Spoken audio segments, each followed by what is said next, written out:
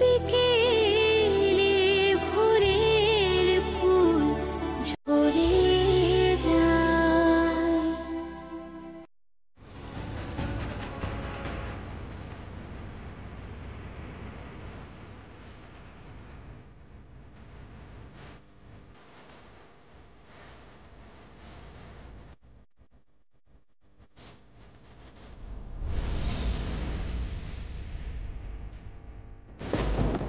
তুই বন্ধুর মেয়ে?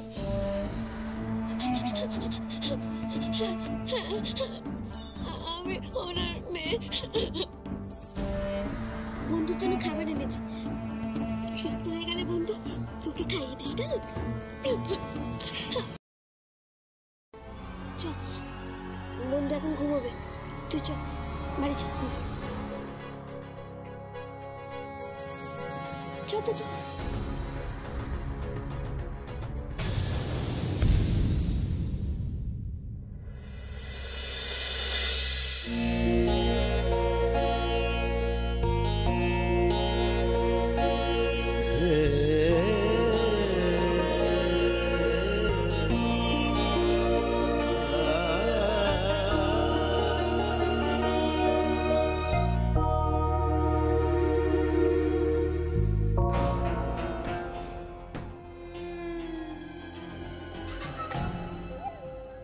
ওই মেয়েটাকে? ওই হচ্ছে আসল ময়না, পলাশ পাত্রর মেয়ে।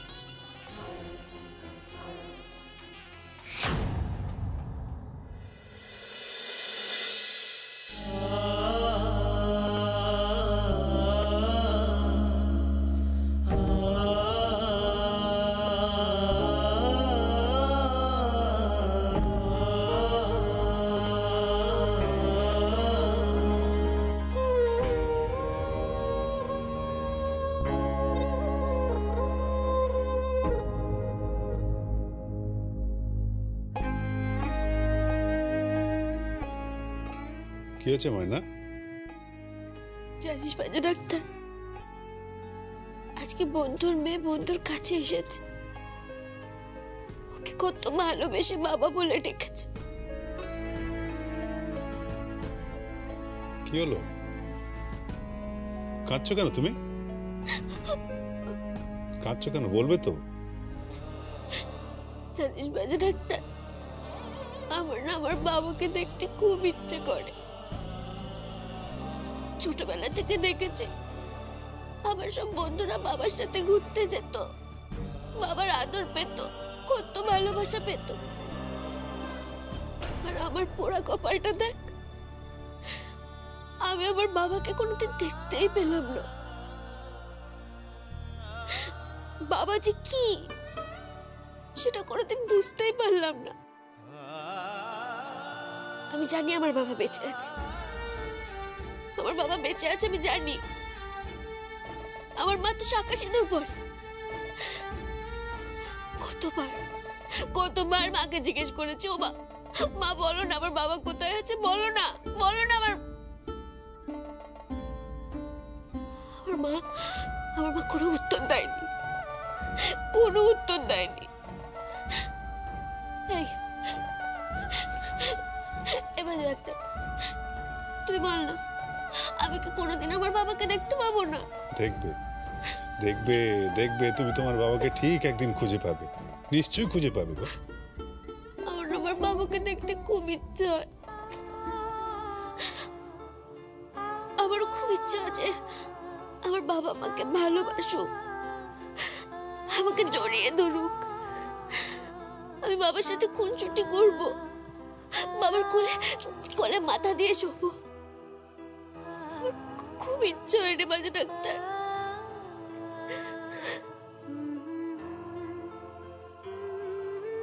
এই নাকি ময়না বড় হয়ে গেছে, হ্যাঁ বাচ্চাদের মতন কাঁদছে? না, একদম না। তুই বুঝবি কি করে? তুই তো ছোটবেলা থেকে বাবার আদর পেয়েছিস না, ভালোবাসা পেয়েছিস, বাবাকে সবসময় কাছে পেয়েছিস, তুই জানবি কি করে বাবার কষ্টটা? সেটা তুমি ঠিকই বলেছো ময়না। বাবা ঘোড়া হয়েছে, আমি তার পিঠে চেপেছি, তার হাত ধরে আমি কত জায়গায় ঘুরেছি, যা চেয়েছি তাই দিয়েছি। বাবা নিজে না খেয়ে আমাকে খাইয়েছে। Yes, he is my best friend. ছিল, আছে এবং থাকবে। বড়দা ভাই, বল। আমি তোকে একটা কথা বলতে এসেছি। কি হয়েছে কি? আমার এই বিয়েটা ভেঙে দে বড়দা ভাই। পপু, কি বলছিস কি ননদিনী? আমি এতটা স্বার্থপর হতে পারবো না বড়দা ভাই। কি বলতে চাইছিস তুই বলতো? আমার বিয়ে দেওয়ার জন্য তোরা সর্বশান্ত হয়ে যাবি, লোকের কাছে হাত পাতবি, আমি সেটা কখনোই দেখতে পারবো না, কখনো না। আমার বড়দা ভাই, আমার পিসিমণি, যারা আমার এতটা ভালোবাসে, তারা আমার জন্য এতটা ছোট হয়ে যাবে, সেটা আমি হতে দিতে পারি না বড়দা ভাই, আমি হতে দিতে পারি না। তার জন্য যদি আমাকে চিরকাল কুমারী থাকতে হয়, তা না হয় আমি থাকবো। তাই আমি ঠিক করেছি আমি এই বিয়ে করবো না, কখনোই না। পপু দেখ, এরকম পাগলামি করিস না। তুই হলি ব্যানার্জি বাড়ির একমাত্র মেয়ে। আরে তোর বিয়ে ধুমধাম করে হবে। তোর এই বড়দা ভাই এই বিয়েটা দেবে, নহবত বসবে, বিয়ে হবে, বর আসবে, তারপর আমার এই পুপুরানি বিয়ে করে চলে যাবে শ্বশুর বাড়িতে। ঠিক বলেছি, পক্ষীরাজের ঘোড়ায় চেপে যাবি, বুঝলি? ছোট ডাক্তারের সাথে বিয়ে হলে সংসার করতে হবে, তো জমিয়ে সংসার করতে হবে, বুঝলি? সবার জন্য সবকিছু হয় না বড় বৌদি। কার জন্য কি সেটা আমি জানি না, কিন্তু আমার এই রায়বাঘিনী ননদিনীর বিয়ে তো আমি দেবই। কাউকে কারোর কাছে হাত পাততে হবে না, বুঝলি? টাকার জোগাড় আমি করব, যেভাবে হোক আমি টাকার জোগাড় করব। বিয়ে তো হতেই হবে। না বড় বৌদি। চুপ, একদম চুপ, আর একটাও কথা বলবি না। আমি না তোর বড় বৌদি? হ্যাঁ, আমার কথা আবার দবি না। আর শোন, আমার যদি ছোট বোন থাকতো, তাহলে তো আমার বোনের দায়িত্ব আমাকেই নিতে হতো। বল, তুইও তো আমার বোনের মতো, তাই না? বড় বৌদি,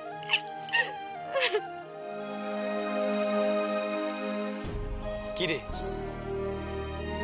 শুধু বড় বৌদিকে জড়ি ধরে কাঁদলে হবে? আজকের দিনটা বেমালুম ভুলে গেলি?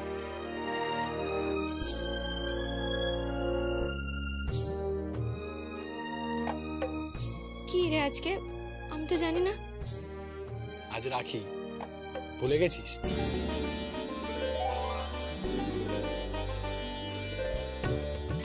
যা, আমি তো সব ভুলে গেছি। এ বাবা, কি হবে এবার? আমি তো রাখিও আনিনি। নো চিন্তা, আমি নিয়ে এসেছি।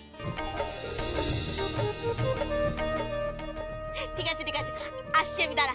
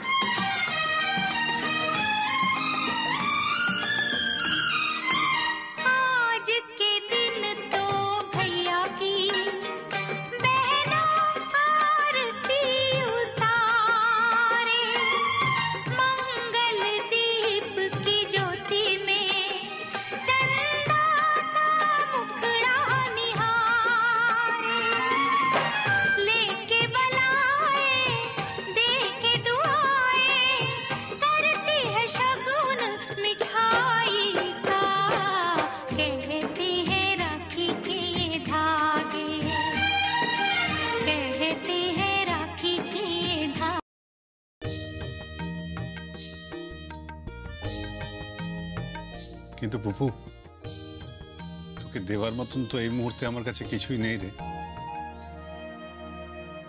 কে বলেছে কিছু নেই? হ্যাঁ, ননদিনীকে প্রাণ ভরে আশীর্বাদ কর, ওটা হলো সবচাইতে বড় উপহার, বুঝলি? বড় বৌদি একদম ঠিক কথা বলেছে। বাহ, কথাটা ওই আঙুর ফল টকের মতো শোনালো না?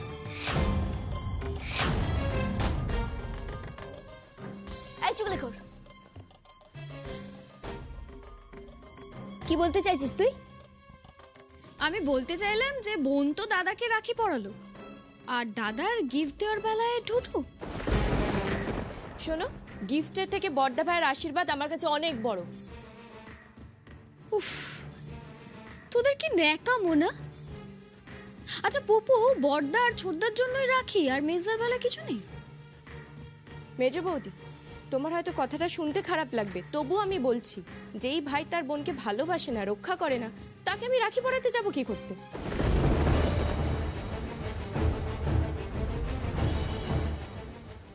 মুখে তো খই ফুটছে পুপু তোর। তো কে শেখালো? হ্যাঁ, বড় বৌদি? শোনো, বড় বৌদি সেরকম মানুষ নয়। আবার ন্যাকামো করছিস। শোন, যতই বড় বড় কথা বল না কেন, বিয়ের সময় কিন্তু এই মেজ বৌদি আর মেজদার কাছে যেতে হবে বলে রাখলাম। হবে না।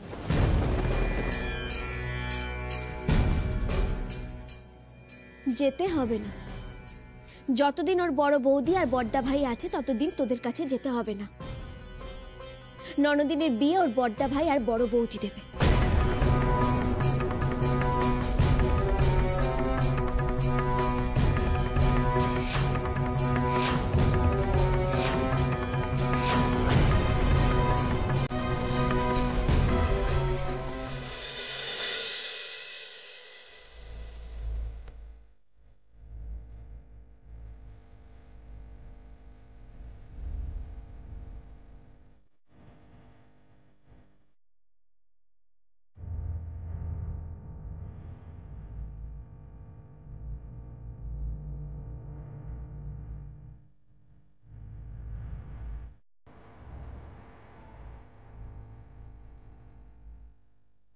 তুমি আর কতদিন এভাবে মেঝেতে শোবে? যতদিন না ময়না নিজের জায়গা ফিরে পাচ্ছে। বুঝতে পারলাম না তো। ময়না ময়নার জায়গাতে আছে, তুমি কেন মিছিমিছি নিজেকে দোষ দিচ্ছ? শুভ, তোমার পাশের এই জায়গাটা ময়নার। ময়না এখানে তোমাকে আষ্টে পৃষ্ঠে জড়িয়ে ধরে নিশ্চিন্তে ঘুমোতো। আর আজকে যদি আমি এখানে শুতে যাই তাহলে আমার এটাকে কণ্ঠসজ্জা ছাড়া আর কিছুই মনে হবে না। একটা কথা বলবো তোমায়? কি? আমি এখানে মেঝেতে শুচ্ছি, ময়না বাইরে মেঝেতে শুচ্ছে। ময়নার মেঝেতে শোয়াটা বাইরে শোয়াটা না হয় সকলে জানে, ওকে ওর অধিকার থেকে বঞ্চিত করে বাইরে মেঝেতে শুতে বলা হয়েছে। কিন্তু আমি তো কোনো অধিকার চাইনি শুভ। আমি তো তোমাকেও চাইনি। আমি দিনের পর দিন একটা অভিনয় করে চলেছি। তোমার মনে হয় না শুভ, তুমি আমি দুজনেই দিনের পর দিন এই সম্পর্কটাকে এভাবে বয়ে নিয়ে যেতে যেতে ক্লান্ত হয়ে পড়ছি? সম্পর্ক ছিল কোথায়? সম্পর্ক তো ছিল না। বেশ, তাও মানলাম সম্পর্ক ছিল না। তাহলে তাহলে তুমি কেন ময়নাকে নিয়ে এই ঘরে শোয়াতে পারছো না শুভ? কেন সকলের সামনে থেকে ময়নাকে টেনে এনে এই ঘরে এই বিছানায় তোমার পাশে শোয়াতে পারছো না? তুমি তো আমাকে ভালোবাসো না, তুমি তো ময়নাকে ভালোবাসো শুভ।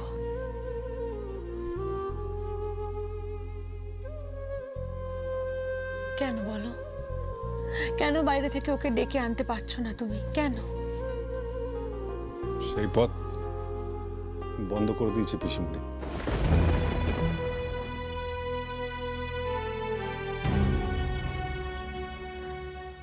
পিসিমণি তোমাকে বারণ করলো আর তুমি ময়নাকে, তোমার স্ত্রীকে ঘর থেকে বার করে দিয়ে আমাকে ঘরে ঢুকিয়ে নিলে। হ্যাঁ, শুভ, তোমার কি মনে হয় না যে তোমার পিসিমণির প্রতি এত স্নেহ, এত শ্রদ্ধা, এত সম্মান, তাকে মান্য করার এত প্রবণতা, এতে দুটো মেয়ে খুব কষ্ট পাচ্ছে দিনের পর দিন ধরে? তোমার মনে হয় না শুভ যে আমার এই মুহূর্তে এই বাড়ি ছেড়ে চলে যাওয়া উচিত এবং ময়নারই শুধুমাত্র এই বাড়িটাতে থাকা উচিত? মনে হয় না তোমার? চেষ্টা করেছি, কিন্তু এমন একটা পরিস্থিতির মধ্যে পড়েছি, বুঝতে পারছি না এর শেষ কোথায়। আমি জানি কোথায়। নুপুর, শোনো শোনো শোনো, নুপুর শোনো, নুপুর। ময়না, ময়না, ওঠ ওঠ, তুই ওঠ, চল আমার সাথে। কোথায়? তুই চল, তোকে উঠতে বলেছি, তুই উঠবি, চল। আরে কি তুই চল। আরে কোথায় নিয়ে যাচ্ছিস? আয়। করছিস কি? ছাড়, ভালো দিদি। এইখানে শুবি। আজ থেকে এই ঘরে, এই খাটে, এই বিছানায় তুই শুবি। অনেক হয়েছে ময়না, অনেক নাটক হয়েছে, অনেক প্রহসন হয়েছে, অনেক লোক দেখানো হয়েছে। এতদিন ধরে এটাই তো চেষ্টা করে গেছিস, সকলকে এটা প্রমাণ করার যে আমি আর শুভঙ্কর স্বামী স্ত্রী। সেটা যে সত্যি নয়, সেটা যে মিথ্যে, সেটা তুই খুব ভালো করে জানিস। আর শুধু তুই কেন, গোটা পৃথিবী জানে এটা মিথ্যে।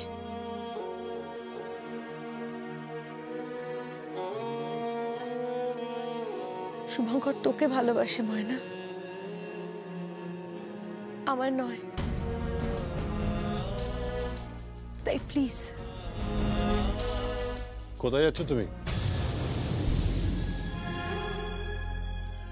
ভাবছি কয়েকটা দিনের জন্য একটু বাপের বাড়ি থেকে ঘুরে আসি। বাপের বাড়িতে?